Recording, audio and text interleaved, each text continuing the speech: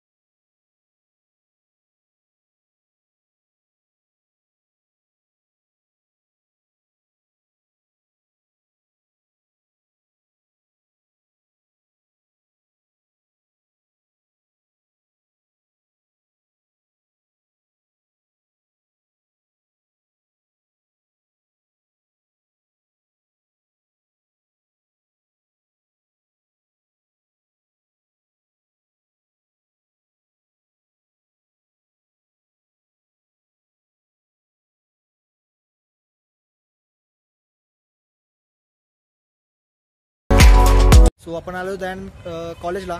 तर आपण सध्याला जातोय बघायला हॉलमध्ये. ज्यानं मेन काढलाय त्याचे म्हणजे भाऊ इथे माझ्यासोबत आणि त्याचा मित्र आहे. तुझं नाव सांग की? तेजस भोसले. माझं नाव तुषार वाघ. तर तू सांग म्हणजे जरा माहिती. आता ह्याला किती रांगोळी लागल्या असेल म्हणजे अंदाजे? 200 किलो रांगोळी. 200 किलो रांगोळी मित्रांनो. म्हणजे साधा नॉर्मली लोकांना 1 किलो रांगोळी भरपूर होते घरामध्ये. इथं त्या मुलांनी चक्कपैकी 200 किलो रांगोळी काढली आहे. तर ते 200 किलो रांगोळी म्हणजे किती दिवस लागले अंदाजे काढायला? 3 ते 4 दिवस लागले. 3 ते 4 दिवस. आणि किती जणांनी?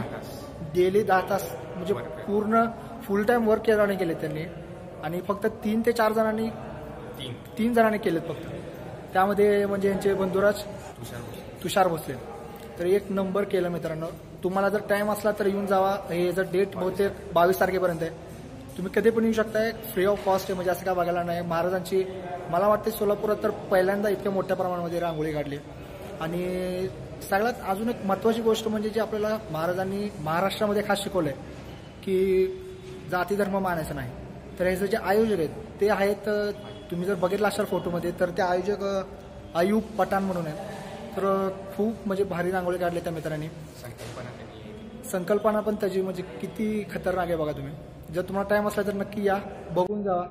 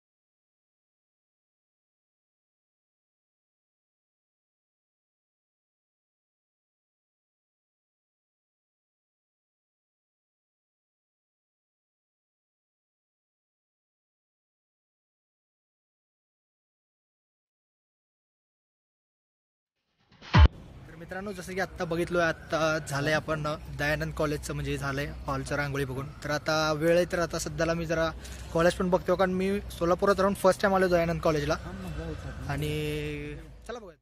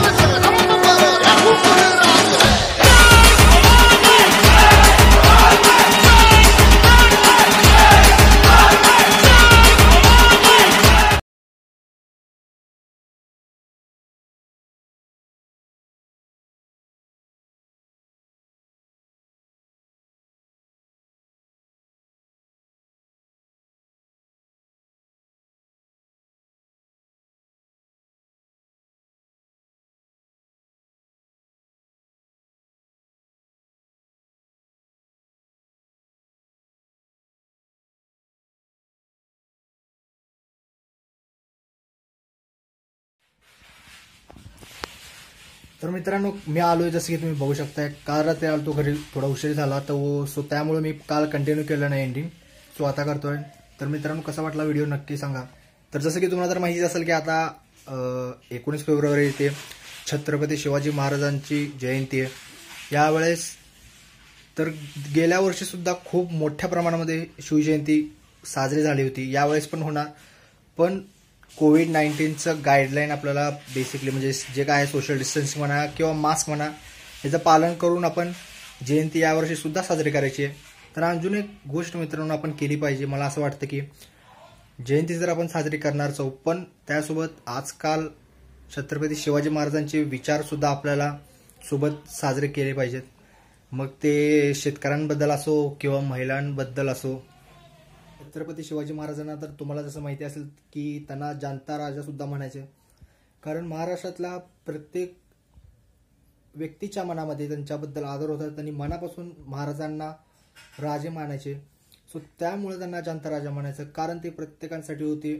प्रत्येक धर्मासाठी, प्रत्येक जातीसाठी, महिला पुरुषांसाठी, सगळ्यांसाठी छत्रपती शिवाजी महाराज होते. त्यामुळं त्यांना मनापासून जाणता राजा असं म्हणलं जायचं. तुम्हाला तर माहिती असेल की छत्रपती शिवाजी महाराजांनी किती केले शेतकऱ्यांसाठी म्हणा किंवा त्या काळ महिलांकडे वाकड्या नजरेने बघण्याची कुणाची पण हिंमत नव्हती. की शिवाजी महाराज त्यांचे जे लढणारे लोक होते मावळे मानायचे. मग तो मावळा मग तो कुठल्याही जातीचा धर्माचा माणूस असू द्या जो आपल्या मातीसाठी स्वराज्यासाठी लढतोय तो मावळा आहे. तसंच आपल्याला आताही ध्यानात ठेवलं पाहिजे. तर इथंच व्हिडिओ संपतोय मित्रांनो. जय शिवराय.